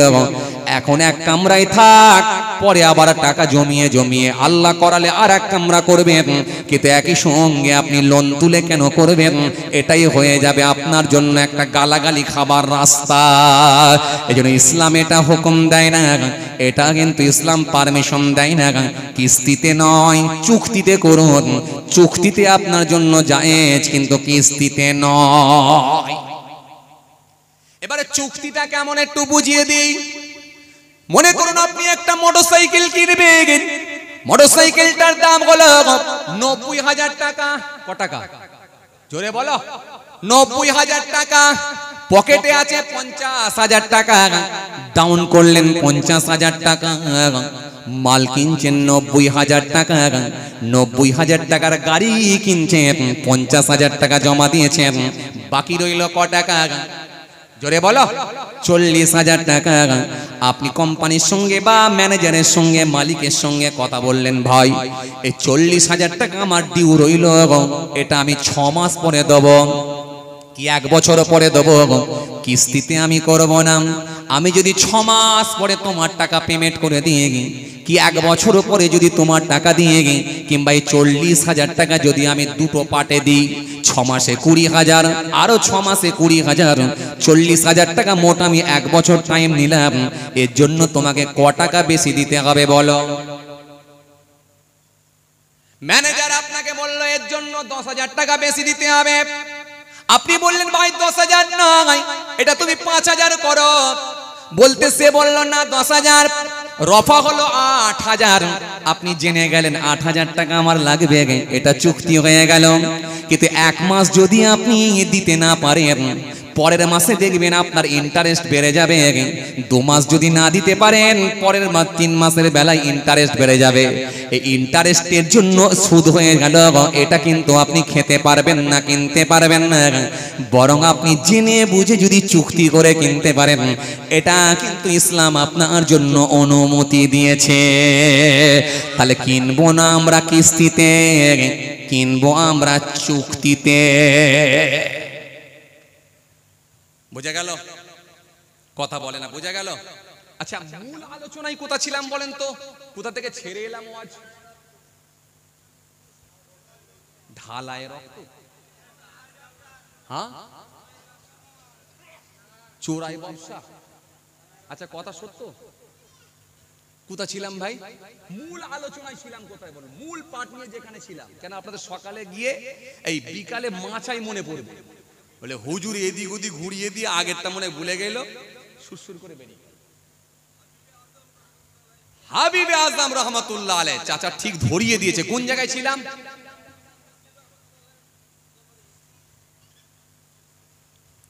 বলেন বলেন বলেন, ঝট করে বলেন। হ্যাঁ হ্যাঁ, রক্ত দেখে গিয়েছিল। মাইকলা উঠে পড়েছে, হাসছে। মাইকলা ভাই উঠে এবারে হাসছে, বলে রাত দুপুরে তো হুজুর ভালোই গরম করে দিয়েছে দেখছি। কি গো কোথায় ছিলাম বলেন, মনে করে বলেন, মনে করে বলেন। হাসান বাসারি হুজুর রহমাতুল্লাহ আলাইহি দরবারে গেছিলেন কি না দরবারে যাবেন, কোনটা যাবে? আচ্ছা যাই হোক, একটা হবে। চাচা কিন্তু মনে রেখেছে, একদম ঠিক। তওবা করে নিয়ে আমি হাসান বাসারি হুজুরের দরবারে চলে যাব, তওবা করব, আর কিন্তু আমি কখনো সুদের ব্যবসা করব না, আর আমি সুদের ব্যবসা করব না। এই কথা বলে তিনি ওয়াদা করে নিলেন। ওয়াদা করে নিয়ে তিনি এবারে চলে গেলেন কোথায়? ইন্টারেস্টের টাকা আমি আর নেব না, আমার আসল টাকা যেগুলো পাওয়া যাবে নিয়ে নেব। হাসান বাসরি হুজুরের দরবারে গিয়ে তওবা করব। হযরতে হাবিবি আযম রাহমাতুল্লাহ আলাইহি হুজুর আমার হেঁটে হেঁটে হেঁটে হেঁটে যাচ্ছেন। আরো কিছু দূর গেলেন, আরো কিছু দূর গেলেন, আরো কিছু দূর গেলেন। বেশ কিছু দূর যাওয়ার পরে রাস্তার ওপর দিয়ে যাচ্ছেন। হঠাৎ করে দেখা যায় কতগুলো বাচ্চা জমিনের ওপরে খেলাধুলা করে, ধুলো বালো নিয়ে হাসান বাসারি হুজুরের দরবারে যাচ্ছেন। হাবিবে আজমকে দেখে ওই ছোট বাচ্চাগুলো বলতে লাগলো, ও ভাই সরে যাও, সরে যাও ভাই, সরে যাও ভাই। হাবিবে আজম আসছে, নাপাক লোক, সুদখোর, সুদখোর, পাপী মানুষ। এই পাপী মানুষটার জুতোর ধুলা, পায়ের ধুলা না জানি উড়ে গিয়ে যদি আমাদের শরীরে পড়ে আমরা নাপাক হয়ে যাব। ছোট বাচ্চার মুখ দিয়ে যখন এই কথা শুনলেন, হাবিবে আজম আবার কাঁদতে লাগলেন, আল্লাহ এই ছোট বাচ্চার মুখ দিয়েও তুমি বলিয়ে নিচ্ছ, তাহলে আমি কত বড় পাপী।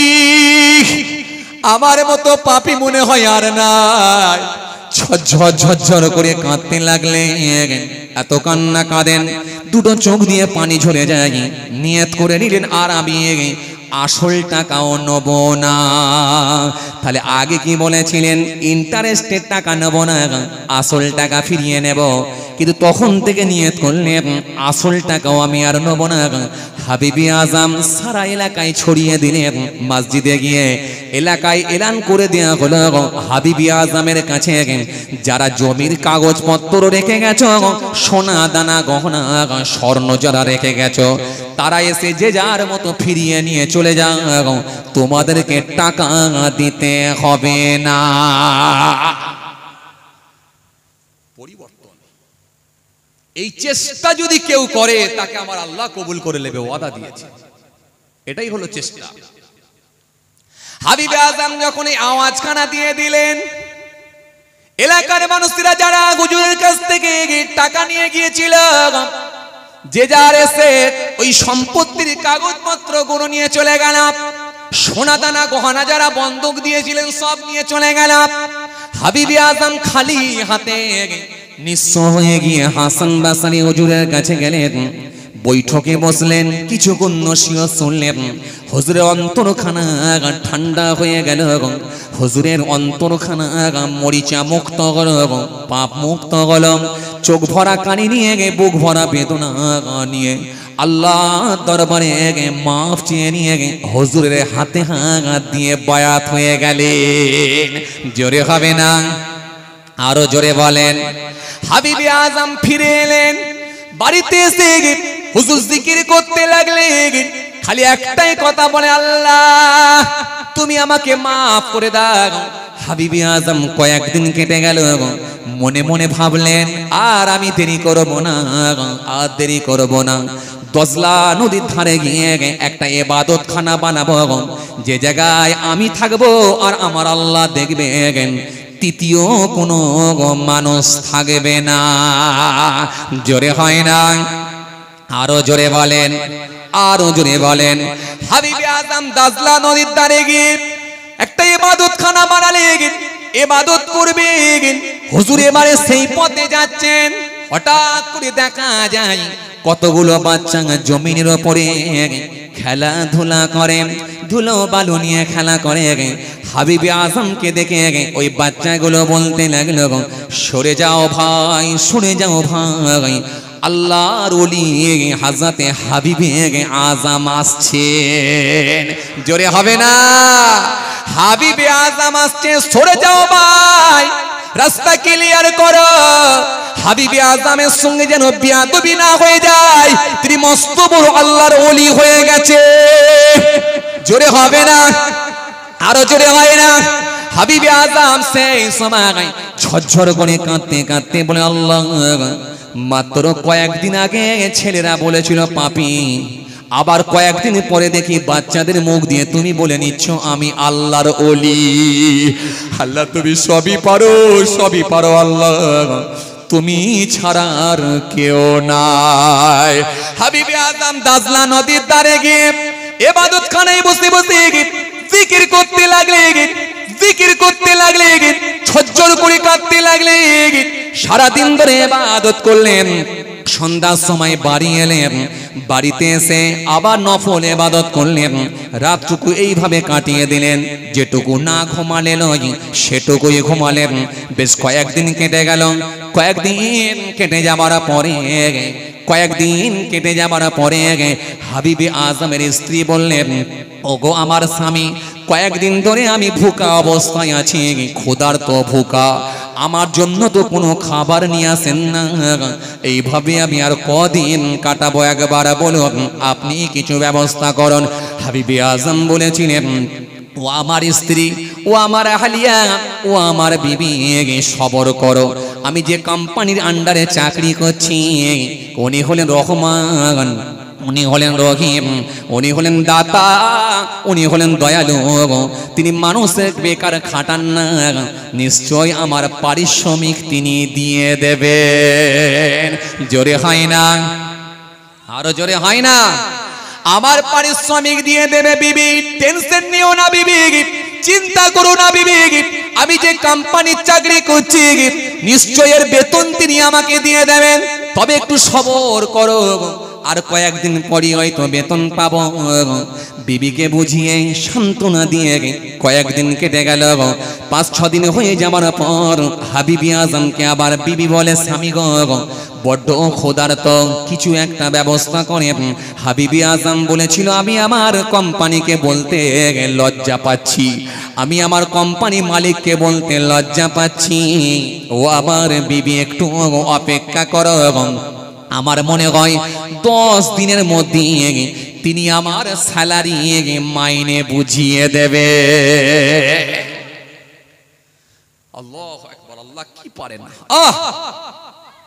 7 দিন হয়ে গেল, 8 দিন হয়ে গেল, 9 দিন, 9 দিনের দিনে হাবিবে আজম দজলা নদীর ধারে গিয়ে বসে বসে আল্লাহর ইবাদত করতে লাগলেন।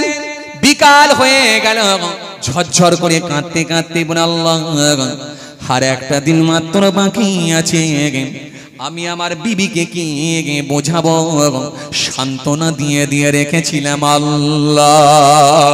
কাঁদতে লাগলেন, কাঁদতে লাগলেন, কাঁদতে লাগলেন, চোখের পানি 2 দিয়ে ঝরে যায়, কাঁদতে লাগলেন। হাবিবে আজম বাড়ি এলেন, মনটা বড় খারাপ, এখনো কিছু সুসংবাদ পাচ্ছি না, মনটা বড় খারাপ, আল্লাহ কিভাবে আমার বিবিকে বোঝাবো।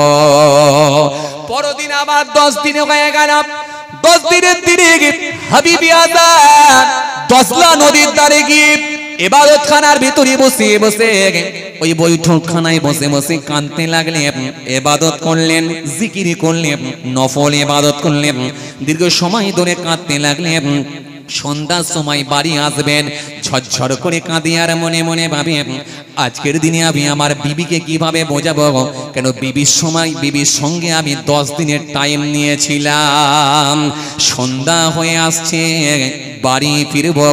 সন্ধ্যার কিছুক্ষণ পূর্বে হঠাৎ করে দেখা যায় হাবিবে আজমের বাড়ির দরজার সামনে কেউ একজন সুন্দর চেহারা নিয়ে, একজন অতিথি, একজন মেহমান, বিদেশি মুসাফিরের চেহারা নিয়ে দরজার সামনে গিয়ে হাজির হয়ে গেছে। জোরে হবে না? দরজাখানা ঠোকা মারতে লেগেছে। হাবিবে আজমের স্ত্রী দরজাখানা খুলে দিলেন। দরজাখানা যখনই খুলে দিলেন, একজন সুন্দর চেহারার ব্যক্তি দাঁড়িয়ে আছেন, মুখে দাড়িও ফোটে না, কি সুন্দর চেহারা, বিদেশি মুসাফিরের ন্যায় এসেছেন, কিন্তু চেহারার সঙ্গে কারণ মিল নাই। গোটা শরীরটা খুশবু আর খুশবু হয়ে গেছে, পোশাকটা এত সুন্দর, খুশবু আর খুশবু হয়ে গেছে। হাবিবে আজমের স্ত্রীকে বললেন, ও মা শুনে রেখে দাও মা, তোমার জন্য 1 বস্তা আটা নিয়ে এসেছি মা, এটা তুমি বাড়িতে গিয়ে খাওয়া দাওয়া করো। আর তোমার স্বামীকে বলবেন যে কোম্পানির আন্ডারে কাজ করছেন, তিনি যদি তার ডিউটি বাড়িয়ে দেয়, স্যালারিও কোম্পানি বাড়িয়ে দেবে। জোরে হবে না? আল্লাহু আকবার। আল্লাহ কি পারেন। হাবিবে আজমের স্ত্রীর মনটা বড় হয়ে গেল। হাবিবে আজমের স্ত্রী ওই আটাখানা নিয়ে বাড়িতে রাখলেন। কিছুক্ষণ পরে দেখা যায় আবার কেউ একজন এসে দরজাখানা ঠোকা দেয়। হাবিবে আজমের স্ত্রী দরজাখানা খুললেন। দরজাখানা খুলে দেখলেন একজন নুরানি চেহারার ব্যক্তি, সুন্দর চেহারা নিয়ে, সুন্দর পোশাক পরিধান করে, মুখে দাড়িও ফোটে না, এরকম একজন ব্যক্তি দাঁড়িয়ে আছে। হাবিবে আজমের স্ত্রীকে বললেন, ও মা শুনে রেখে দাও, তোমার জন্য একটা আস্ত জবাই করা ছাগল নিয়ে এসেছি মা, এই ছাগলটা নিয়ে গিয়ে বাড়িতে রান্না করো। তবে তোমার স্বামীকে বলবে কোম্পানির আন্ডারে আছে, যে কোম্পানির চাকরি করছে, ডিউটি যদি ভালো করে দেয় আরো মাইনে স্যালারিও বাড়িয়ে দেয়া হবে। তা হাবিবে আজমের স্ত্রী ছাগল নিয়ে গেলেন। কিছুক্ষণ পরে দেখা যায় আবার একজন এসে দরজাখানা ঠোকা দেয়। দরজাখানা গিয়ে খুললেন। খুলি দেখলেন একজন নুরানি চেহারার ব্যক্তি, গোটা চেহারাটা নূর আর নূর হয়ে গেছে, খুশবু আর খুশবু হয়ে গেছে। হাবিবে আজমের স্ত্রীকে বললেন, মা তোমার জন্য আমি নিয়ে এসেছি ঘিয়ের ভাঁড়, তোমার জন্য নিয়ে এসেছি মধুর ভাঁড়, এই ভাঁড়গুলো তুমি নিয়ে যাও, বাড়িতে গিয়ে খাওয়াও। আর তোমার স্বামীকে বলবে যার আন্ডারে ডিউটি দিচ্ছে, ডিউটি যদি ভালো করে দেয় কোম্পানি স্যালারি আরো বাড়িয়ে দেবে। তা জোরে হবে না? আরো জোরে হয় না? হাবিবে আজমের স্ত্রী বাড়িতে গিয়ে রাখলেন। কিছুক্ষণ পরে দেখা যায় আবার একজন স্ত্রী দরজাখানা ঠোকা দেয়। হাবিবে আজমের স্ত্রী দরজাখানা খুলে দিলেন। দরজাখানা খুলে দেখেন আর একজন বিদেশি মুসাফিরের চেহারা নিয়ে এসেছেন, নুরানি চেহারা, খুশবু চেহারা, গোটা চেহারা তার নূর আর নূর হয়ে গেছে, গোটা চেহারা নূর আর নূর হয়ে গেছে, এখনো পর্যন্ত দাঁড়িয়েও ফোটে না। এরকম নুরানি চেহারার ব্যক্তিটা দাঁড়িয়ে বললেন, মা এই প্যাকেটের মধ্যে, খাপের মধ্যে 300 দিরহাম আছে মা, কেনাকাটা করবে, রান্না করবে, খাবে। তোমার স্বামীকে বলবে ডিউটি বাড়িয়ে দিলে স্যালারিও কিন্তু বাড়িয়ে দেয়া হবে। হাবিবে আজমের স্ত্রী খুশিতে অস্থির হয়ে গেলেন। অস্থির হয়ে গিয়ে মনে মনে ভাবলেন, আমার স্বামী নিশ্চয়ই কোনো ভালো কারোর কাছে কোম্পানির আন্ডারে লেগেছে। এ কথা মনে করে রান্না শুরু করেছেন। হাবিবে আজম সন্ধ্যার সময় আস্তে আস্তে চোখ ভরা পানি, বুক ভরা বেদনা নিয়ে দরজার সামনে যখন এসে পৌঁছেছেন, দরজাখানা যখন ঠোকা দিতে লেগেছেন, হাবিবে আজমের হাসি, হাবিবে আজমের স্ত্রীর হাসি মুখ দেখে গোটা ঘর থেকে রান্নার খুশবু শুকি বুঝতে পেরে গেছি। আল্লাহর হুকুম হয়ে গেছে, বাড়িতে আমার মাল পৌঁছে গেছি। যে বান্দা আল্লাহর হয়ে যায়, কুল মাখলুকাত তার গোলাম হয়ে যায়। মাল্লাহুল মাওলা ফালাহুল কুল। ফাজকুরুনি আযকুরকুম, বান্দা আমাকে স্মরণ কর, ডাক, আমি আল্লাহ কথা দিলাম তোকে স্মরণ করব, ডাকবো। কিন্তু প্রথমে একটা কথা কি বলেছিলাম, ঈদের মাঠেও থাকবে, মসজিদে জুম্মার নামাজও দুরাকাত দেবে, আর বাড়িতে বন্ধনও চলবে, ডেমো মাল হলে লাভ হবে না। মনে আছে আপনাদের? আজ মনে আছে? চলুন এবার বলেন কোথায় ছেড়ে এলাম, বলতে বলতে কোথায় ছেড়ে এলাম? এই কি গজল চালাচ্ছে বাবা, বন্ধ করো, যা ঘরে যাওয়ার সঙ্গে বন্ধ করো এখন। কোথায় ছেড়ে এলাম বাবা বলেন এবার? কোথায় আমি আলোচনা করতে করতে ছেড়ে এসেছি একটা?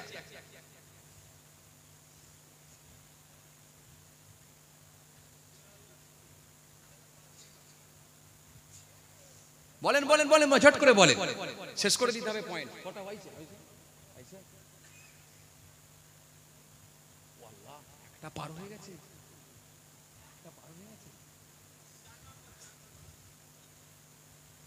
4 নম্বর, 4 নম্বর প্ল্যাটফর্ম। কোথায় ছিলাম ভাই? ভাইয়ের সঙ্গে মজা করলাম, কি বলেন ভাই? 4 নম্বর, হুজুর 4 নম্বর। কোথায় ছিলাম আমি? 4 নম্বরই ছিলাম কি? হ্যাঁ 4 নম্বরে ছিলাম। হ্যাঁ হ্যাঁ ঠিক আছে, কিন্তু আলোচনার কোথায় ছিল বিষয়বস্তু? 4 নম্বরে ছিলাম। 4 নম্বরে ব্যবসা, 4 নম্বরে ব্যবসা আইছে। চাচা বলছে কিন্তু 2 নম্বরে, 2 নম্বরে ছিলাম চাচা বলছে। আচ্ছা আপনারা বলেন 4 নম্বরে ছিলাম।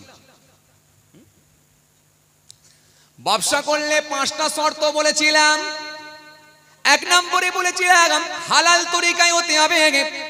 2 নম্বরে কি বলেছিলাম? 2 নম্বরে বলেছিলাম কি বলেছিলাম? হারাম সন্দেহযুক্ত ব্যবসা আর মাকরুহ ব্যবসা করা যাবে না, এটা হলো 2 নাম্বার। 3 নম্বরে কি ছিল? যদি বলো আবার বলে সন্দেহযুক্ত, বলেন বলেন, 3 নম্বর বলেন। ওটাই তো সন্দেহজনক। বলেন কোথায় ছিলাম বলেন? হ্যাঁ আবার মোটর বাইক বলছে, আবার মোটর বাইক। হ্যাঁ চুক্তি মোটর বাইক। সুদের টাকায় প্রসাদ গরম, ঘুষও ছাড়ো না, দিন দুঃখী না খেয়ে মরে খবর রাখো না। সুদের টাকায় প্রসাদ গরম, ঘুষও ছাড়ো না, দিন দুঃখী না খেয়ে মরে খবর রাখো না। তুমি ঘুষ খাইয়া অবিচার করো সাজিয়া প্রধান। তুমি কেমন মুসলমান? তুমি কেমন মুসলমান? তুমি কেমন মুসলমান? তুমি কেমন মুসলমান? তুমি কেমন মুসলমান? তুমি কেমন মুসলমান? সুদ করলে আলোচনা করছিলাম, কথা বলে না ব্যবসা নিয়ে হচ্ছিল, বলে গেলেন আপনারা। তাহলে 1 নম্বরে ছিল হালাল তরিকায় হতে হবে। 2 নম্বরে কি ছিল? হারাম ব্যবসা করতে পারবেন না, সন্দেহযুক্ত ব্যবসা এরকম করতে পারবেন না, আর মাকরুহ করতে পারবেন না, এটা ছিল 2 নাম্বার। 3 নম্বরে কিছু ছিল না, বলাই হয় না কোনটা? তাহলে কেউ বললেন 4 নম্বরে, কেউ বললেন হুজুর 2 নম্বর প্ল্যাটফর্মে, কেউ বললেন হুজুর 3 নম্বর প্ল্যাটফর্মে।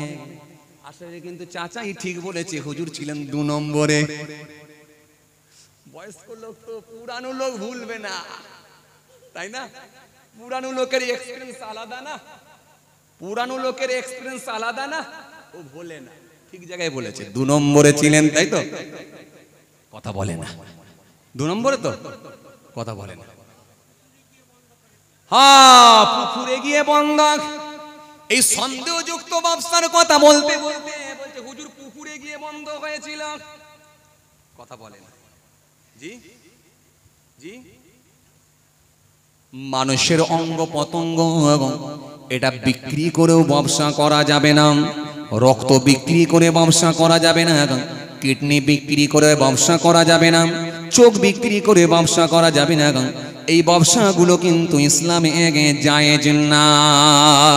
ভাইরা আমার, বাবাজিরা আমার, এগুলো কিন্তু সবই ছিল 2 নম্বরের পার্ট, সব কিন্তু 2 নম্বরের ভেতরে।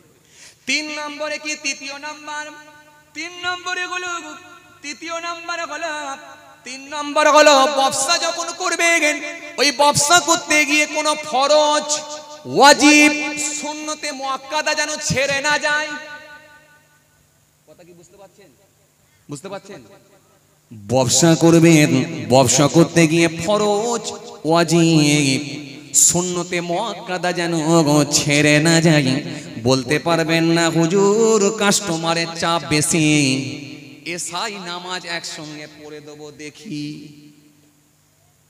কথা বলেন না কেন আপনারা? আমাদের সমাজে কি এরকম কিছু ব্যবসায়ী আছে দেখবেন, 4 ওয়াক্ত নামাজ একসঙ্গে দেখবেন এসার সময় পড়ে দেয়? নেই? আরে কথা বলেন না কেন? আছে?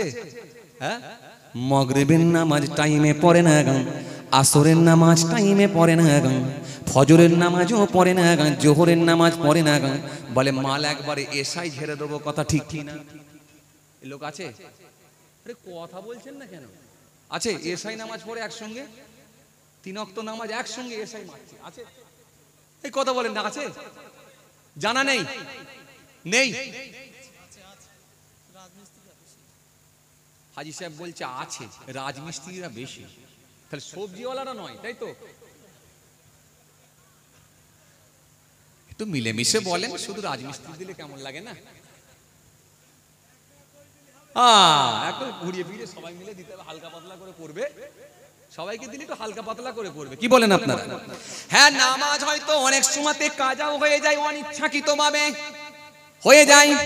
আল্লাহর কাছে মাপ চাইলেন, আল্লাহ মাফ করে দাও, নামাজটা আবার ঘুরিয়ে পড়ে নিলেন।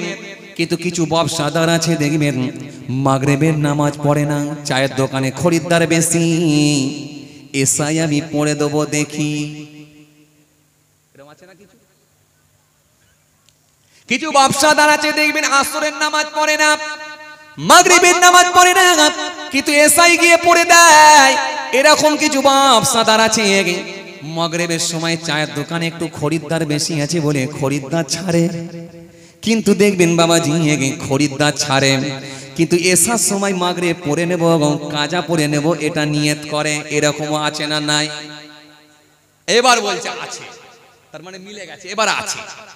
আচ্ছা, এবার আপনাদেরকে একটা কথা বলি, মাগরিবের সময় যদি খরিদ্দারের চাপ বেশি হয় বলে এসাই পড়ে দেবেন বলে যদি ঠিক করেন, এখন মাঝে মাঝে কি আপনাদের পেট খারাপ হয়? পেট খারাপ বোঝেন? পেট খারাপ বোঝেন? বোঝেন? পেট খারাপ বোঝেন? মানে এই টয়লেট থেকে এলেন, আবার পানি নিয়ে যাচ্ছেন, হাতের পানি এখনো শুকায় না, এরকম ঘটনা ঘটে? যা বাবা, এরকম রোগ এদিকে হয় না? না হয়? হয়। তাহলে হাতের পানি এখনো শুকায় না, টয়লেট থেকে বেরিয়ে এসেছেন, আবার টয়লেটে যাচ্ছেন, ঘন ঘন যাচ্ছেন, হাতের পানি এখনো শুকায় না। এবারে আপনারা বলেন, যদি ওটা মাগরিবের সময় হয়, খরিদ্দার ছাড়বেন না টয়লেটে ঢুকবেন?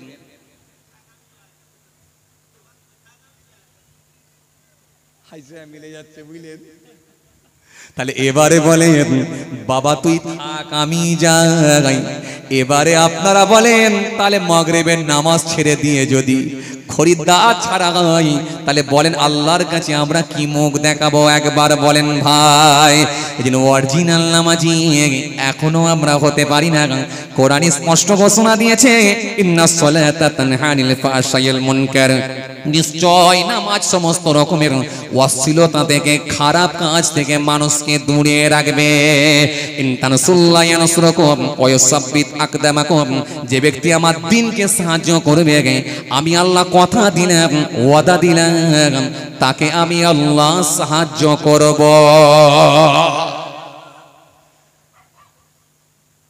কথা কিছু বুঝে যাচ্ছে বাবাজি? তাহলে নামাজ, সালাত আপনাকে টাইম আদায় করতে হবে, নালে কিন্তু আল্লাহর সঙ্গে কানেকশন থাকবে। হাবিবে আজম এত বড় আল্লাহর ওলি হয়ে গেলেন, আল্লাহর তরফ থেকে বাড়িতে খাবার পৌঁছাতে লাগলো। হাবিবে আজম এত বড় আল্লাহর ওলি হয়ে গেলেন, হাবিবে আজম যেটাই বলতেন সেটাই আল্লাহর দরবারে কবুল হয়ে যেত। কত বড় আল্লাহর মাহবুব বান্দা একবার ভেবে বলো। তাহলে যে মানুষটা এক সময় মস্ত বড় সুদখোর ছিল, যে মানুষটার খাবারে রক্ত হয়ে গিয়েছিল, সেই মানুষটা এত বড় আল্লাহর ওলি হয়ে গেলেন, যেটা বলেন সেটাই আল্লাহর দরবারে কবুল হয়। একদিন এক মহিলা হাবিবে আজমের কাছে এলেন, ঝরঝর করে কাঁদতে লাগলেন, ও আল্লাহর ওলি, ও আল্লাহর ওলি, ও আল্লাহর ওলি, ও আল্লাহর ওলি, আমার ছেলে হারিয়ে গেছে, আমি খুঁজে পাচ্ছি না। হাবিবে আজম সেই সময় বললেন, মা তোমার কাছে কি কোনো অর্থ আছে? আল্লাহর ওলিকে সেই সময় মহিলা বলেছিলেন, মা আমার কাছে 2 দিরহাম আছে। হাবিবে আজম বললেন, আমাকে দাও। 2 দিরহাম নিয়ে হাবিবে আজম সেটা দান করে দিলেন, সদকা করে দিলেন। কেন? আমার আল্লাহ সুন্দর করে বলেছেন, সুন্দর করে আমার আল্লাহ জানিয়েছেন, সুন্দর করে বলেছেন, ওয়ালা, সুন্দর করে বলেছেন, ওয়ালা তালবিসুল হাক্কা বিল বাতিল ওয়া তাকতুমুল হাক্কা। সুন্দর করে আল্লাহ কোরআনে কারীমের মধ্যে বলেছেন, ওয়াহাল্লাল্লাহুল বাইয়া ওয়া হাররামা রিবা। কোরআনের মধ্যে বলেছেন, আল্লাহ সুন্দর করে একাধিক জায়গায় বলেছেন, দান সদকা আল্লাহ বৃদ্ধি করে দেন আর সুদকে আল্লাহ ধ্বংস করে দেন। এই সদকা যখন করে দেয়া হলো, এই দান যখন করে দেয়া হলো, হাবিবে আজম 2 দিরহাম পয়সা নিয়ে দান করে দিলেন। দান করে দেবার পরে আল্লাহর দরবারে একটু দোয়া চাইলেন, দোয়া করলেন, চোখের পানি ছেড়ে দোয়া করলেন। হাবিবে আজম বললেন, মা চিন্তা করো না মা, তুমি বাড়ি চলে যাও, তোমার ছেলে রাস্তা দিয়ে দেখবে আসছে। জোরে হবে না? আরো জোরে হবে না? এই কথা বলার পরে মা যখন ছুটে ছুটে বাড়ির দিকে রওনা দিলেন, বাড়ির দিকে যখন ছুটতে লেগেছেন, হঠাৎ করে মা দেখতে পেলেন রাস্তার উপরে তার কলিজা ছেঁড়া ছেলে, কলিজা ফাটা ছেলে সেই সময় রাস্তার উপরে মায়ের জন্য দাঁড়িয়ে আছে। মায়ের মুখে হাসি ফুটে গেল, বুকে করে বাচ্চাকে জড়িয়ে ধরল, জড়িয়ে ধরে বলল, মা এ আমার বেটা, কোথায় গিয়েছিলিস বেটা বল। বেটা সেই সময় বলল, মা শুনে রেখে দাও, তুমি যখন আমাকে ছেড়ে আমি যখন রাস্তা দিয়ে যাচ্ছিলাম, রাস্তা হারিয়ে ফেলেছিলাম, রাস্তা হারিয়ে ফেলে আমি ইস্পাহান নগরীতে গিয়েছিলাম। সেখানে গিয়ে একটা মাদ্রাসার সামনে পৌঁছালাম, মাদ্রাসার ওস্তাদকে বললাম আমি পড়ব। মাদ্রাসার ওস্তাদ আমাকে ভর্তি করে নিলাম, মাদ্রাসায় আমি পড়তে লাগলাম। ওই মাদ্রাসার উস্তাদ আজকে আমাকে বাজারে গোশত কিনতে পাঠিয়েছে, আমি গোশত কিনতে এসেছি, কিন্তু গোশত কিনতে এসে হঠাৎ করে দেখা যায় এমন ঝড় উঠলো, হাওয়া উঠলো, আমি বাচ্চা মানুষ, আমাকে হাওয়া ধাক্কা মারলো। ওই ধাক্কাতে আমি একেবারে সোজা যে রাস্তা ধরলাম, ওই রাস্তা দিয়ে এসে তোমার সঙ্গে সাক্ষাৎ পেয়ে গেলাম। ও আবার মা শুনে রেখে দেখো, বাতাস যখন আমাকে ধাক্কা মারে আর কে যেন গুনগুন গুনগুন করে বলে, এ হাওয়া এই বাচ্চাকে তার মায়ের কাছে পৌঁছে দাও, বাচ্চাকে তার মায়ের কাছে পৌঁছে দাও। কারণ হাবিবে আজম দোয়া করেছে আর দান করেছে, সাদকা করেছে, সাদকার ওসিলায় হাবিবে আজমের দোয়ার ওসিলায় এই বাচ্চাকে তার মায়ের কোলেতে ফিরিয়ে দাও। এখন বলবেন হাওয়াতে কি নিয়ে যেতে পারে? তো সুলাইমান নবী তাহলে 1200 মানুষ নিয়ে কেমন করে তক্তায় উড়ে গিয়েছিলেন? সুলাইমান নবী 1200 মানুষ নিয়ে তক্তায় উড়ে তাহলে কি করে গিয়েছিলেন একবার বলেন? সূরা আপনার কি বলে 19 পারার মধ্যে আপনি চলে যান, যেখানে আল্লাহ রাব্বুল আলামিন কোরআনে কারীমের মধ্যে বলেছেন, পিপিলিকার সর্দার তার দলের পিপিলিকাদের বলেছিল, এই আমার দলের পিপিলিকারা গর্তের মধ্যে প্রবেশ করো। অতি সত্বর সুলাইমান নবীর এখানে আগমন ঘটবে, না জানি তিনি যদি এখানেই অবস্থান করেন তোমরা সব পদপিষ্ট হয়ে মারা যাবে। সুলাইমান নবী উড়ে উড়ে আসছেন, পিপিলিকার সর্দার তার দলের পিপিলিকাদেরকে সতর্ক করছে। সেই সংবাদটা, সেই আওয়াজটা আল্লাহ সুলাইমান নবীকে শোনাচ্ছে। সেই সুলাইমান নবীকে যদি হাওয়াতে উড়িয়ে নিয়ে যেতে পারে, তাহলে আল্লাহর হুকুমে ওই বাচ্চাটাকে হাওয়াতে নিয়ে গিয়ে তার মায়ের কাছে পৌঁছে দিতে পারে। আল্লাহ ইচ্ছা করলে সব পারে, পারে কি পারে না? আমার বলার উদ্দেশ্য এটা, কিন্তু ছিলেন উনি মস্ত বড় সুদখোর। আবার বলছি, ছিলেন কিন্তু মস্ত বড় সুদখোর। পরবর্তীকালে এত বড় আল্লাহর ওলি, আর যদি 40 বছর আপনি নামাজ পড়ে দাঁড়িয়ে রেখে যদি এখনো সুদ মুক্ত না হতে পারেন, ঘুষ মুক্ত যদি না হতে পারেন, আপনি যদি মিথ্যা থেকে না বাঁচতে পারেন, আপনি যদি প্রতারণার খাতা থেকে নিজেকে বাঁচিয়ে না নিতে পারেন, তাহলে জানবেন আল্লাহর ওলি হতে পারবেন না। সব থাকবে কিন্তু আল্লাহর সঙ্গে ট্রানজাকশন কানেকশন থাকবে না। রাত্রে শুয়ে থাকেন আর নিজের অন্যায়ের চ্যাপ্টা বা অন্যায়ের পাতা বা অন্যায়ের চ্যাপ্টা বা অন্যায়ের সূচি বা অন্যায়ের লিস্ট এটা খুঁজে বার করুন। বিবেককে কোশ্চেন করুন, আজকে সারা দিনের আমার অন্যায় কি ছিল। বিবেক আপনাকে বলে দেবে, যেগুলো বলে দেবে সেগুলোকে ডিলিট মারুন। পরদিন থেকে ওগুলোকে থেকে বেঁচে থাকার চেষ্টা করুন। ইনশাল্লাহ যদি এইভাবে ডিলিট মেরে মেরে একটা জায়গায় পৌঁছাতে পারেন, আপনি যদি একটা প্ল্যাটফর্ম তৈরি করতে পারেন, পৃথিবীর কোনো মানুষের সঙ্গে কানেকশন থাক আর নাই থাক, আমার রবের সঙ্গে কানেকশন যোগাযোগ সম্পর্ক হয়ে যাবে ইনশাল্লাহ। ভাইরা আমার, কথাই কথা বেড়ে যাচ্ছে, তাহলে আলোচনায় কটা হলো বাবাজি? পয়েন্ট কটা হলো বলো, ঝট করে বলো, কটা হলো? 3 নম্বর হলো, এখনো 3 নম্বর, এই 3 নম্বর, তাই তো? আহা, হাজি সাহেব কটা পাইছে জি? আপনি আবার খাতাপত্র বার করছেন কেন? খাতার কেস তো ক্লোজ হয়ে গেছে। খাতার কেস তো ক্লোজ হয়ে গেছে নাকি? আমার আগে তো ভালোই দানপত্র উঠলো। হ্যাঁ, আর একটু কি হবে চাচা?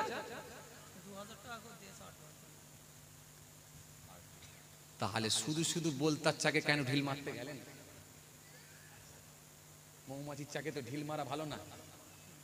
মাত্র 8 জন, শুধু শুধু খামাহাই মৌমাছির চাকে ঢিল মারে, এ তো ঘেটে গেল। আহা, তা একবারই আমাকে বলতে পারতেন, ঘাটিয়ে দিয়ে তুলে দিতাম। লোকে বলবে বাবু এরা সব যতগুলো হুজুর থাকে ততগুলি চাঁদা তোলে। কেমন কেমন লাগে না কথা? একবার ঘাটালে ঠিক আছে, জবা তো একবারই হয়। কি বলেন, খাদ্য নালী, শ্বাস নালী, দুটো রক্ত নালী, 4টে নালী তো আমরা কেটে দিয়ে খাই। আরে কথা বলেন না কেন আপনারা? হ্যাঁ না কিছু বলেন না রে বাবা, কথা বলেন। আমরা তো একবারই জবা করে খাই, আর বারবার জবাই করাটা কেমন হচ্ছে না?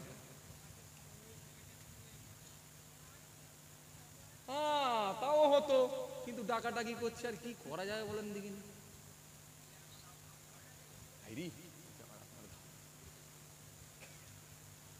আল্লাহ যাক, তাহলে আজকে ব্যবসা করার তরিকা আমরা শিখছিলাম। পয়েন্ট কটা হলো বাবাজি? 3টে হলো, এখনো 2টো বাকি রয়েছে। ঘড়ির কাটা হাই সাহেব কটা হয়েছে জি? কি আল্লাহ, হা 35-34 হয়ে গেছে গো। হ্যাঁ, ভেজাল কারবার। হ্যাঁ, একটুখানি চোরাই মাল খালি ধরেছিলাম, তাই না? হ্যাঁ, সব জায়গায় ছিদ্র, কটা বন্ধ করব, সব জায়গায় দাগ। কটা মারবেন বলেন দেখি? কটা চোরালিক বোঝাবেন বলেন? গোটা টিউটাই চোরালিকে ভর্তি হয়ে গেছে, কটা গ্যাটিস মারবেন? মাশাআল্লাহ মাশাআল্লাহ মাশাআল্লাহ, খুব ভালো লেগেছে আলহামদুলিল্লাহ। এই 1:30টার সময়তেও যে এত লোক পাবো আমি ভাবতে পারিনি।